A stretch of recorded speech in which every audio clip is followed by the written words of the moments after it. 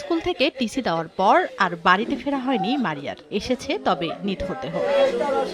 আপত্তিকর আচরণের অভিযোগ এনে গত 15 জুন অষ্টম শ্রেণীর শিক্ষার্থী মারিয়াকে ট্রান্সফার সার্টিফিকেট দেয় মানিকগঞ্জের শাহরাইল উচ্চ বিদ্যালয়ের কর্তৃপক্ষ। এরপর থেকে নিখোঁজ হয় মারিয়া।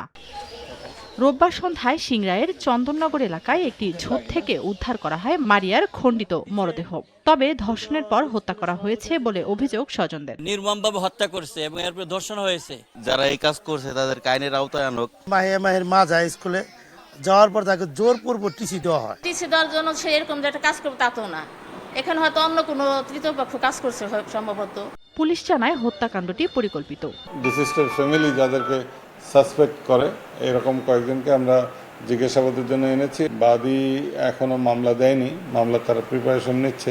জিজ্ঞাসাবাদের জন্য বিদ্যালয়ের প্রধান শিক্ষক ও তার প্রেমিক আসিফ সহ 8 জনকে আটক করা হয়েছে। তানজিনা তাসনিম, সময় সংবাদ।